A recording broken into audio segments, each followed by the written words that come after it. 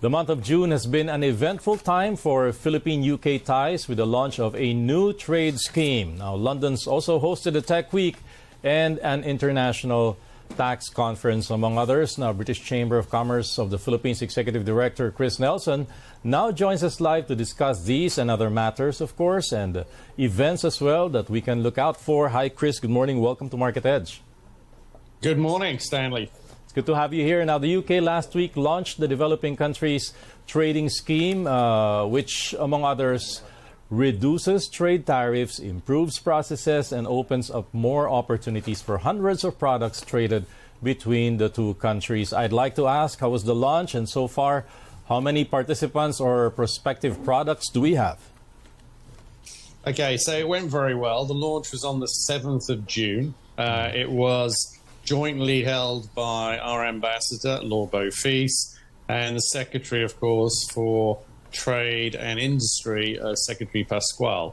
I should actually say straight away that the DCTS, the Developing Countries Trading Scheme, becomes effective on the 19th of June. So obviously today it's only a week after it's been affected. So the impact, of course, cannot be yet measured. However, it's very clear that it will have benefits, particularly in certain key areas. For example, tuna will now go from a 20% tariff to zero. We anticipate that will be a boost along with other agricultural products. And let's not forget, Stanley, that already the trade between the two countries are already at a high of 2.4 billion pounds. That's combined. Okay, now for programs like this, Chris, when do you expect it to actually gain traction? I mean, you've had DCTS also with 60 other countries. Historically, when do they gain traction and go full swing?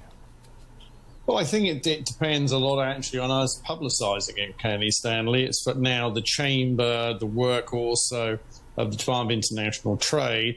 And let me just add, actually, along with the other activities, as you rightly said, it's been a very active time. This last week in London, there was the Philippine Investment Roadshow, and Secretary Pasquale, Assistant Secretary Alan Gepti were all there, along with many others from the delegation, and again, highlighting opportunities in the Philippines. And of course, DCTS would have been discussed. So I think it will start to see it grow. I expect it will further boost already the trade between the two countries. And I'm sure you'll see that as it comes to the end of this year. Okay, now how much growth, Chris, are you seeing under this trading scheme, and perhaps what other new industries or fields can both countries cooperate on? We've covered DCTS a couple of times in the past week, and they've been talking about, well, mostly food products coming from the Philippines to the UK. What other industries are you expecting to tap?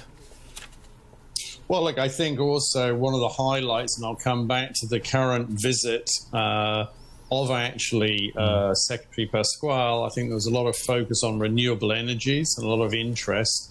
As you're probably aware, Stanley, that is now in certain things like solar, obviously wind and tidal. It's going to be 100% foreign ownership, and there was a lot of interest and I think focus on that.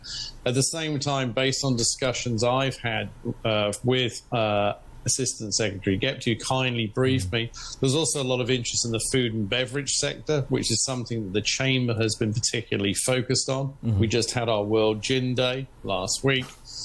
And also on digitalization, which is obviously going to be a key part of the infrastructure, and also the education sector.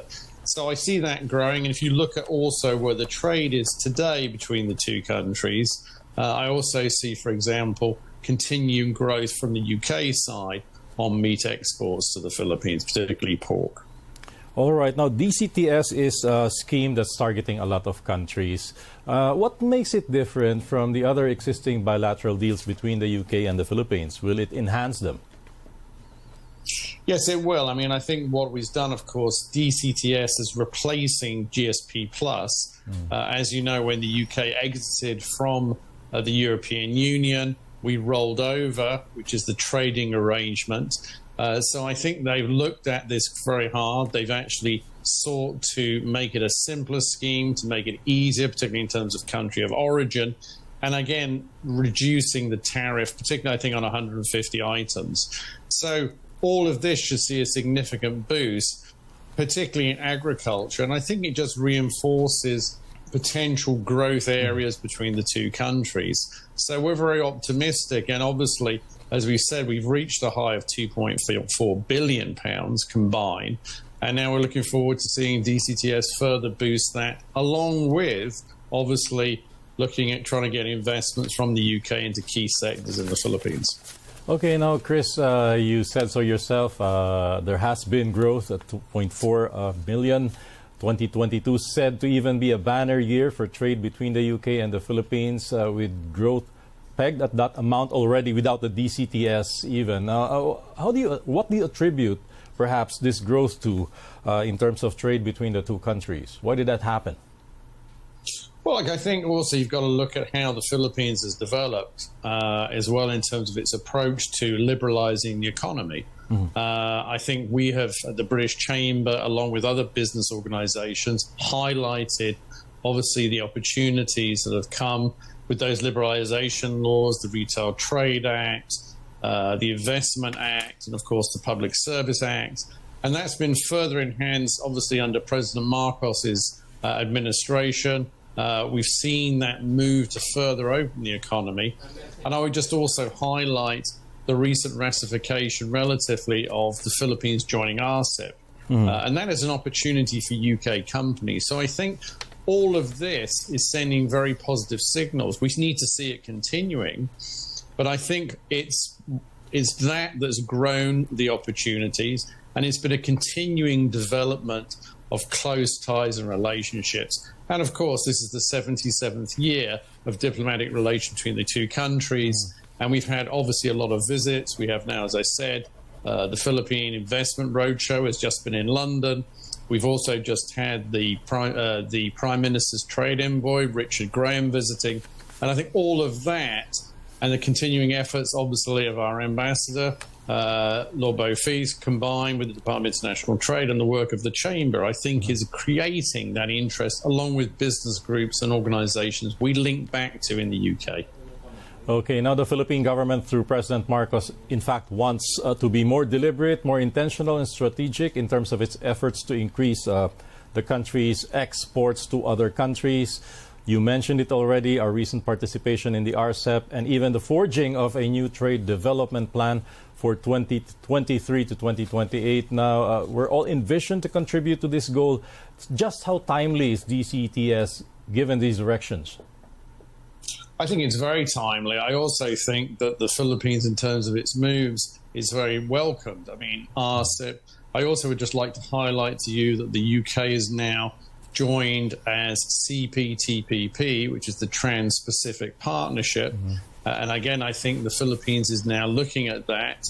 And it shows also the UK's interest in the Philippines, and the Philippines obviously in the wider context of Southeast Asia. So I think it's very important that obviously Secretary Pascual has laid out this export-driven plan, that it's obviously been approved by President Marcos, and that links in to how we want to see it growing, and we see the mutual benefits between the two countries. So DCTS will support that, and I think RCEP is also a good opportunity for UK companies to come to the Philippines, as we've always advocated. Look to the Philippines as a very important market, but also as a gateway then to Southeast Asia, which RCEP further reinforces.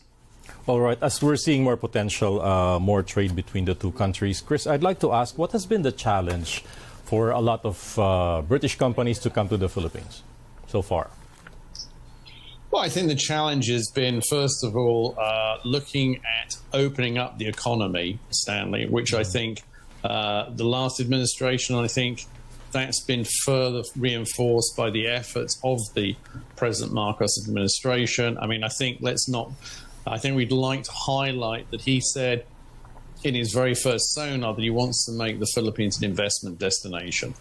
Linked to that, I think, is also the ease of doing business, which I think is going to be a key factor, and further improve. So we would say to the Philippines, it's been great to see that. We'd like to see further liberalization of the economy. We know that the House Speaker, Martin Romualdez, has been looking at that potential for the charter change.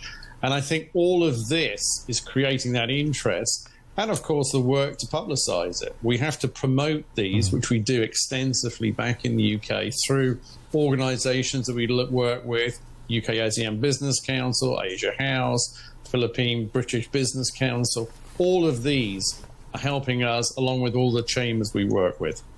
All right, Chris, now in time for the president's 1 year in office, you are hosting an event called Build Better More. Now, this is a push to help sustain the momentum of liberalizing the Philippine economy. Now, what to you are the biggest challenges this particular administration is facing under these economic conditions right now to build better more? Well, I think obviously what we'd like to see, and it's been emphasized by the administration, is further investment in infrastructure, particularly focusing on the digital economy. I think digitalization is very critical and important. Of course, the Philippines has faced challenges on inflation, which, by the way, is a challenge in major economies such as the US and the UK. I think it's very pleasing to see that the Philippine inflation has started to come down. I think it was 6.1 in May. And I think also it's good to see that growth is expected to be around 6%. So I think the key challenges that are going to be faced here is, can we further liberalize, increase foreign direct investment, and get that into infrastructure, into key areas, and to further accelerate that growth and get over to even beyond 6%. Okay, now you mentioned digitalization. The London Tech Week was also an opportunity to explore tech prospects, digitalization between the two countries. Please tell us about Tech Week and the opportunities the Philippines and the UK can perhaps collaborate on when it comes to tech and digital. Yeah, so look, I mean, it's a very key focus. I was pleased actually to be in London at the time. I met one of our actual members, that's CyberQ. They're very much focused, obviously, in the assistance of keeping companies protected. Their CEO, Robert Tayag, was there. I think also it's very important that Rishi Sunak addressed, our Prime Minister addressed the conference. He said he wanted London to be a home for startups, for companies coming there.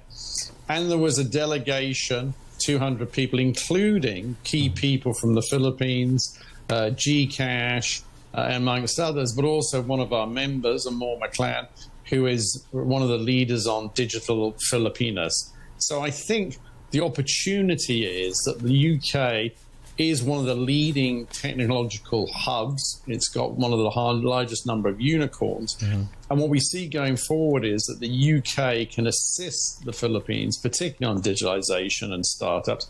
And I think you can see that cooperation. So it was great to see the Philippine presence. It was great to be there on the side of London Tech. And obviously good to see that one of our members, as I said, CyberQ, is a key participant. All right, let's go through or breeze through some of your recent activities. You supported the International Tax Conference here in Manila. Now, what were your key takeaways from that event, and how important is it for the Philippine government to really set up efficient and corruption-free tax environments to foster investor confidence?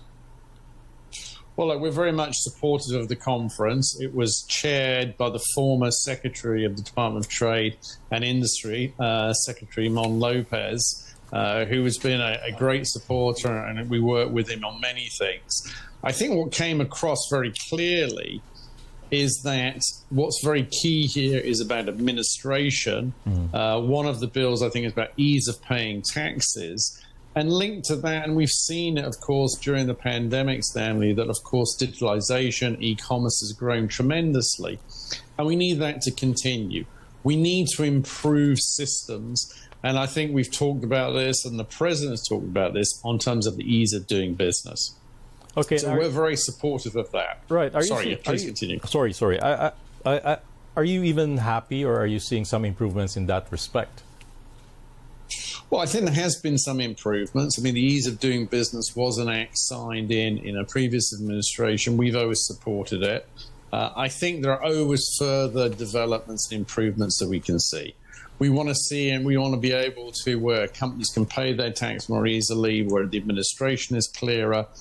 And I think that all of this and the opening up of the economy, which is one of our continuing desires, and it's working, I think all of that links together, and you'll see all of that, of course, as you've rightly said at the very beginning, Stanley, is creating that interest, which you can see now in UK companies, and that desire to grow the business. And as we've said, go beyond already the highs of 2.4 billion. All right, another upcoming activity next month, business to business, in fact, a meeting of Brazen Gaming Chairs with focus on Asia-Pacific markets. What can both countries work on in the gaming space, Chris? Well, gaming is very active in the Philippines. It's very active across all of Asia. And gaming chairs is a key feature. It's a very specialized furniture. The Philippines is well known for making furniture.